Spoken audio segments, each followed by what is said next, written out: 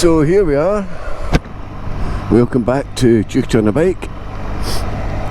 It's been a little while. We had some motorcycle troubles earlier on, so the bike's been off the road for about 5 weeks or so. Oh look, there's an E-Type Jag. Very nice. So yeah, the bike, the last time I had it out, didn't seem to be performing at its best. I thought it was a throttle position sensor, because doing the reset procedure for that component, it seemed to clear the fault, but it kept coming back to the extent that the bike went into limp home mode and just wouldn't move. You couldn't get it past about 2,000 revs. It would stall every mile or so.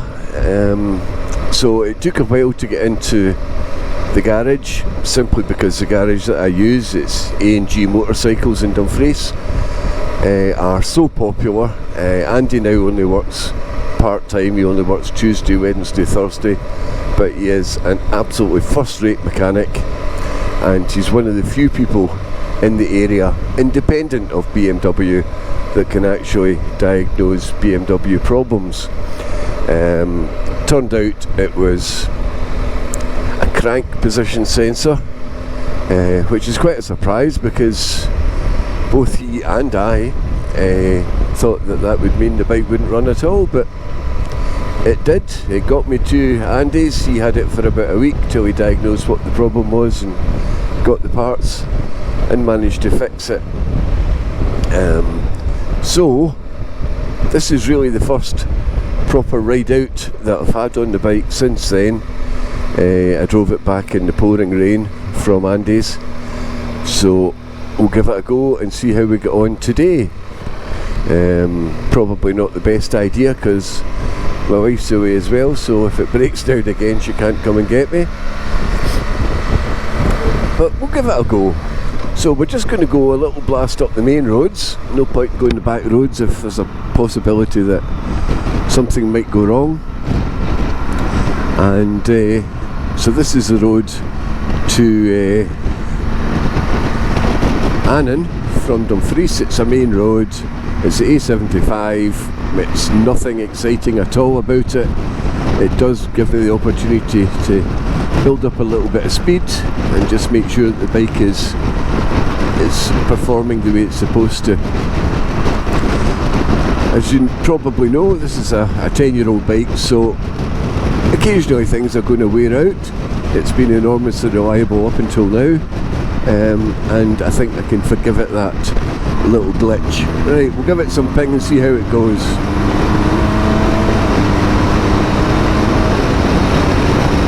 Well, there's nothing wrong with that.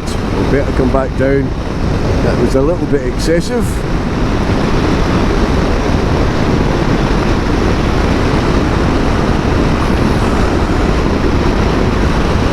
It's an absolutely beautiful day. So we're looking here at the very end of March here in Scotland. This is the first dry and sunny day we've had in quite a while, but my goodness, what a difference it makes. Everybody, I think, pretty much in Scotland has been pacing the floors, waiting on a decent day that they can get out, and this is the very day for it.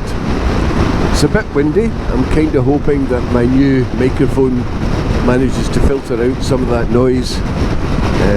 We're going along the coast, so we're getting quite a strong onshore wind. You can feel it on the bike, particularly because I've got the top box on the back. It wasn't windy at the house, so I put the drone in just in case I found an opportunity to put that up, but that's not going to happen in this amount of wind.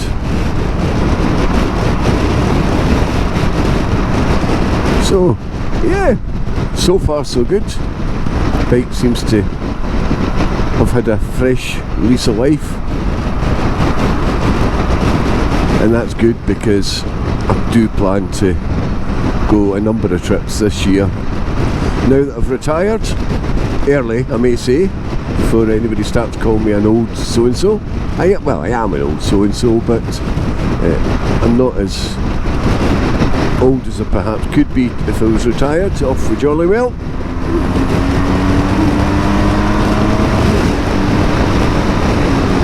There we go. My goodness, what a difference in the performance of this bike. Andy, you've done a blinder.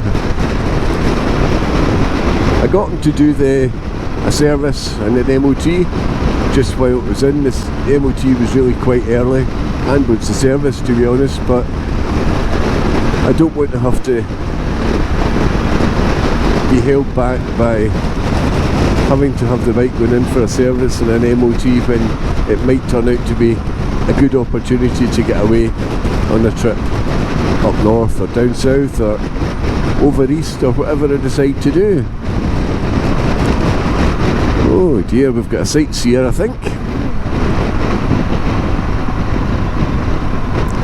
So it is the Easter bank holiday, so it's going to be expected that the traffic's going to be a bit heavy. More things to overtake.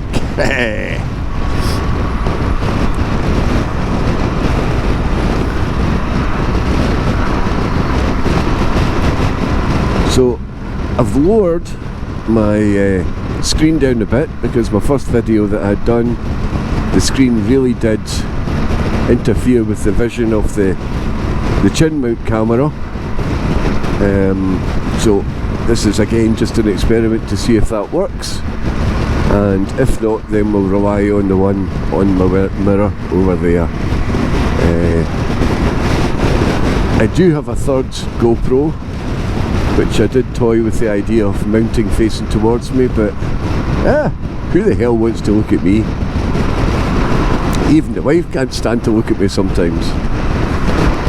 So I'm not going to inflict that on you. I'll just keep it as a spare in case one of them does a GoPro moment, as they quite often do, and decide to freeze or stop recording sound, or just generally do what GoPros can do. What a cracking day. So again, I'm on my own today. My son is away with my wife. They've gone down to England to go and visit her relatives. So my wife is half English. Don't tell anybody.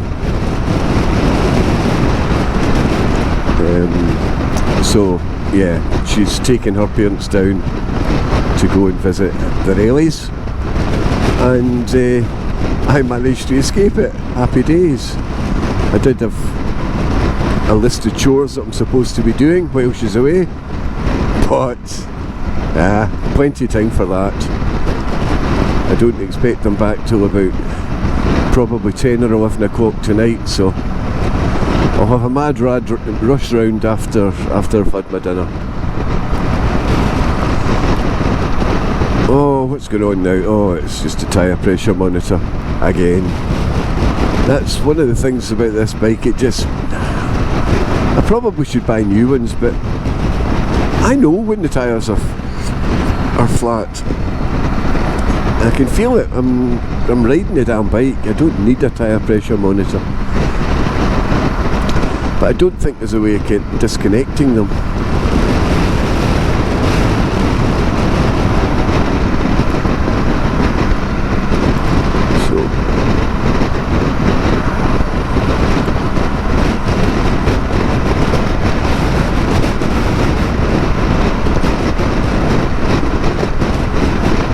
So here's a question for all you people out there, anybody that happens to be listening. What does your wife think of you having a motorcycle? Does she tolerate it? Does she roll her eyes and sigh when you say you're going out for a run on the bike? Does she actively encourage it? Let me know. And I'll tell you about mine. Although she's half English, she is very encouraging about me having a bike. I had a period a few years ago where I was made redundant, and being a man with a family to provide for, you automatically start worrying about money.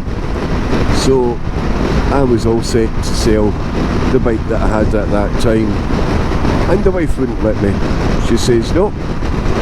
She says it's the only thing that you can go out and be a grumpy old bastard and come back a cheerful soul.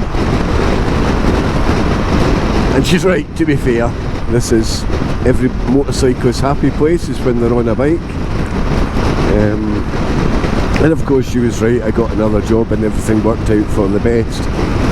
But yeah, it was quite lovely, the fact that she didn't let me sell it, because she realised that, quite frankly, my sanity relies on being able to get out. I'm also quite lucky that my son, who's only 10, as I've perhaps mentioned before, although he'll say he'll be 11 next month, he has taken to loving being on the back of the bike. He's been desperate. He has been absolutely desperate to get on the back of the bike, and I wasn't quite ready to take that leap, to take him on the back. There was no problem. He could sit on the bike fine. His feet could reach the pegs, not a problem. But I just wasn't ready. So about 6 months ago or so, actually when I retired, I started to take him out, and he took to it like a duck to water. You'd hardly know he was there sometimes. He rides so well.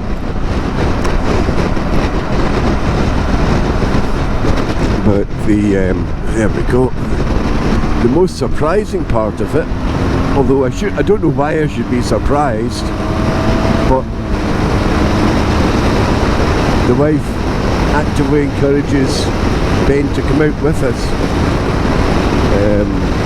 which is great. I mean, obviously the speed is significantly lower when Ben's with me. Overtakes are less frequent, but of course I'm going to do that. I'm his dad. But he absolutely loves it. I just worry that when he gets to 17 he's going to want a bike, and I remember all too well what I was like at that age. There's a sign in my shed which says, sometimes I look back in my life and I'm surprised that I'm still alive, and that's absolutely the case.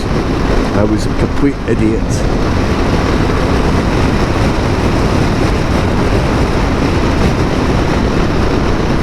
Riding really out with your capabilities, going round corners way too fast, bouncing the foot pegs off the cat's eyes on the road. An absolute hooligan. A lot more sensible now, and the bike choice reflects that. But I suppose it was a good grounding. The bike feels slightly different now. I don't know whether that sensor has been going for a while or not, but the bike seems different. There's less overrun in the throttle.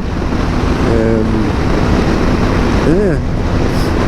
Part of it may be to do with the baffle valve in the exhaust. That was the other thing I had to change. So Andy, I noticed there was a clicking when I got off the bike, and it sounded like a relay opening and closing. So I didn't know what it was. So I got Andy to check it out when it was in, and he told me it was the electronic exhaust valve. It was stuck solid, and the motor was obviously trying to close the valve, and it wouldn't close. So he's done a workaround. He's basically got the valve open all the time, and he's put springs at the end of the cable so the motor thinks it's working. And so yeah, the bike's a little bit louder than it was when I round about the lower speeds, and I don't know whether that's affecting the performance as well, but it's certainly got plenty of get up and go. It's different to what it was before, but not necessarily in a bad way, and I'm sure by the end of this trip I'll have got the hang of it. So we passed Annan. I was going to turn in Annan and I was too busy talking and completely forgot. So now we're heading towards Gretna. I'm going to turn round at Gretna because that just takes us onto the motorway, and it's Easter bank holiday.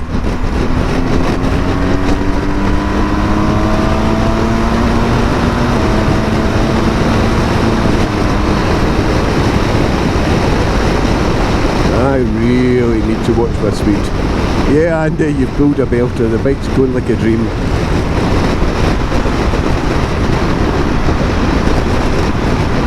So, if you happen to be in Dumfries and Galloway area, you need your bike looked at, A&G Motorcycles in Dumfries is the very place to go.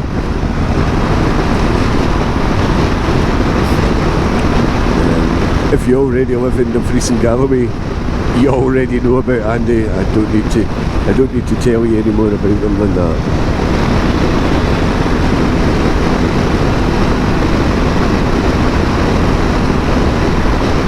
Right, this screen's position is working for me, so I'll check when we get back home and see if it makes a difference to the camera angle.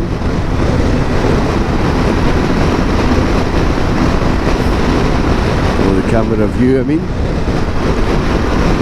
Oh dear.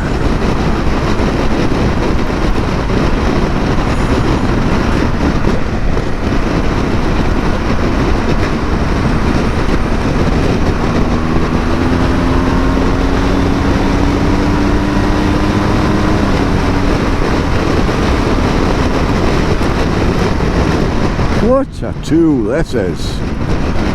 What a weapon. I'd forgotten how good it was. That sensor must have been going for a while, because the bike hasn't gone this well for ages.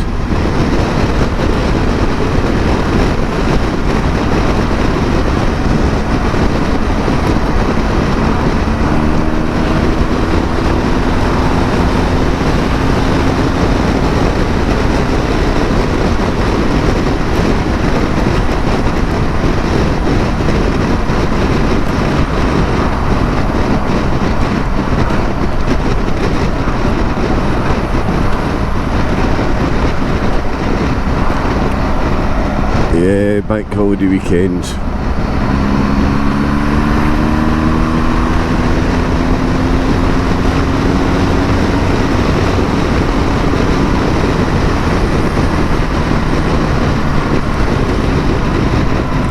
Christ almighty.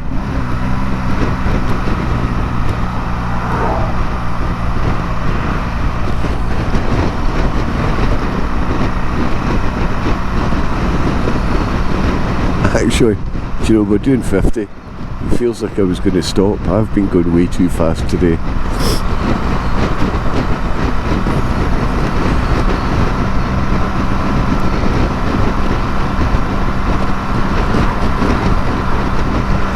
Don't let the wee man see this video. Note to self, because he's just going to go, Dad, you're not going fast enough when I'm on the bike.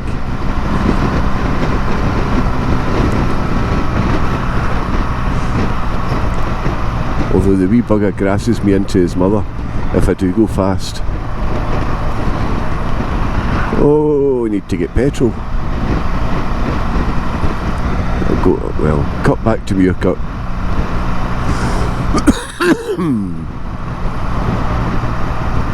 Muirkirk? Why am I saying Muirkirk? Annan.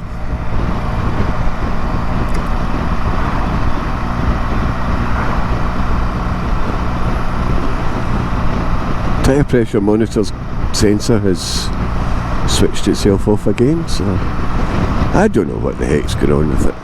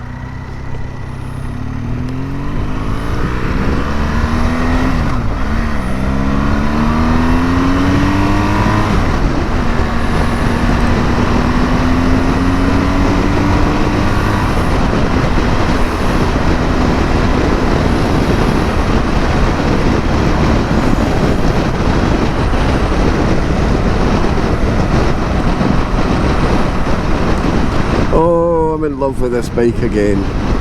I was beginning to think that with the issue that it was having, that it was maybe time to change it, but oh, not now. It's an absolute belter, and to be honest, I wouldn't change it for, I'd change it for the same thing again, just perhaps lower mileage. I love the 1200. The 1250 I've never ridden. People say it's better. Smoother gearbox. Well, it's a BMW. They've all got notchy gearboxes. It's only a question of notchiness, not a question of smoothness. They also say it's faster. Don't need more speed than I've got just now. That's for damn sure. So if I was to change it, it would be another 1200.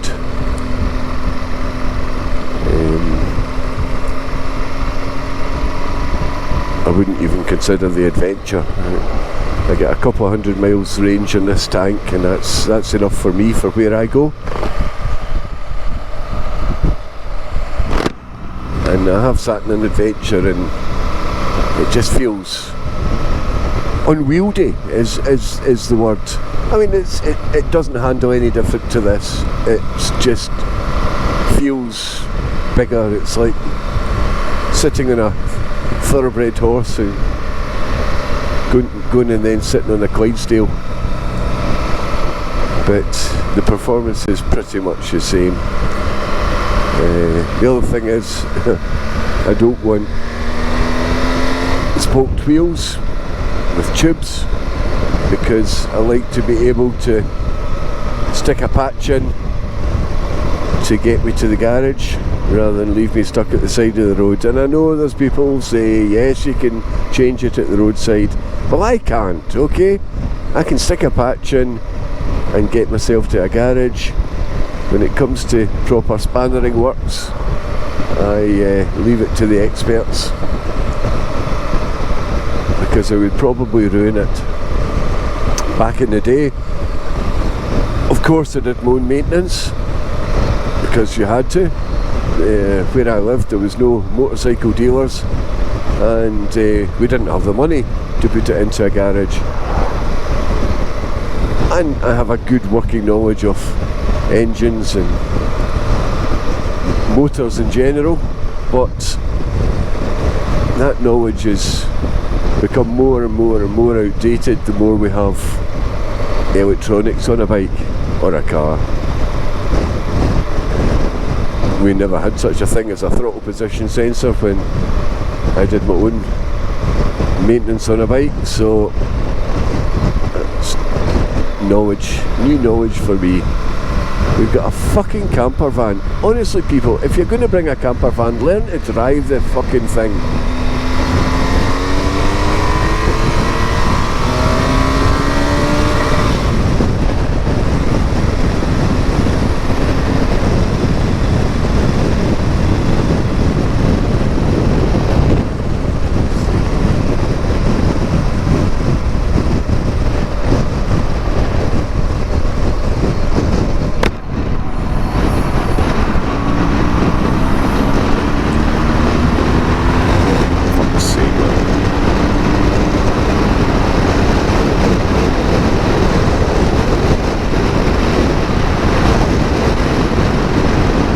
so too busy talking to you there, and I was running along in second gear and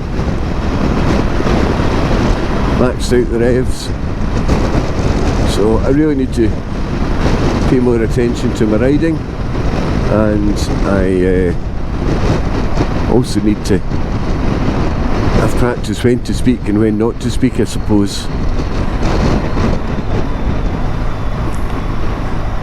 What I've found looking at YouTube videos of people who motovlog for a lot, I would say for a living, but who motovlog a lot, are predominantly ex-police riders who are well used to providing a commentary or talking in the rodeo while riding. I have never done that. I'm not an ex-policeman, and I've never had to talk on a radio in a motorbike.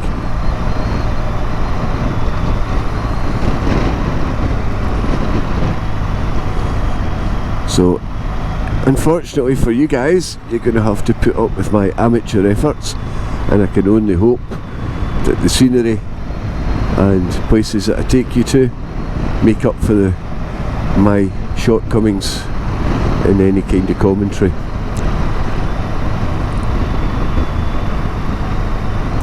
I'll be honest with you, this is not for your benefit, although I hope you do get some benefit from it, but this is purely for me. We have very long winters in Scotland, and really what I want to do is be able to have some nice rides in the summer and then relive some of them in the winter. And that's all it is. It's for me, it's for my son, and if you guys want to come along, you're more than welcome, and I hope you enjoy it too.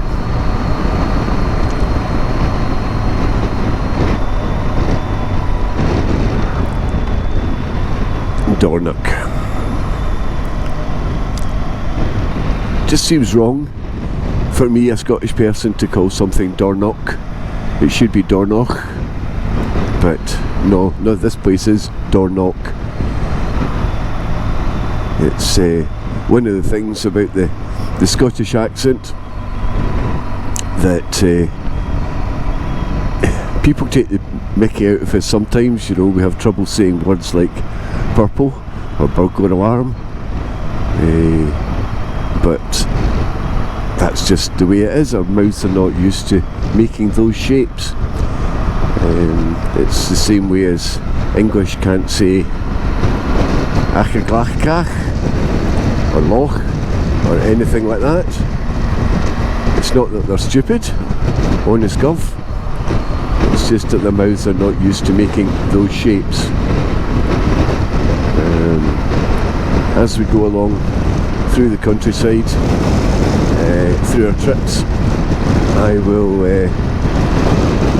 be going through some strange place names that I will try and educate you into how to pronounce correctly, but to be honest, it doesn't matter.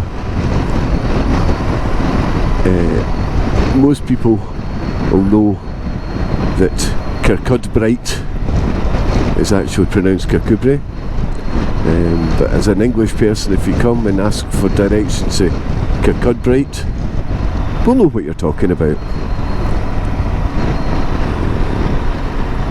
One of the ones that does annoy me, and it shouldn't annoy me because there's no reason for it to do so, but if you go at the start of Glencoe, there's a place called Tyndrum.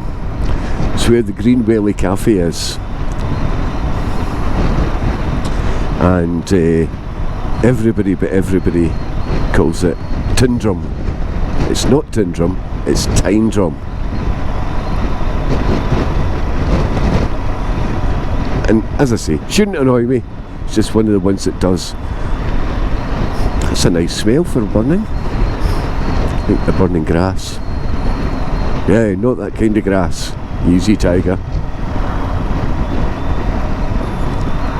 So this is us coming into Annan. I'm going to go and get fuel, so I'll get back to you once I've done that.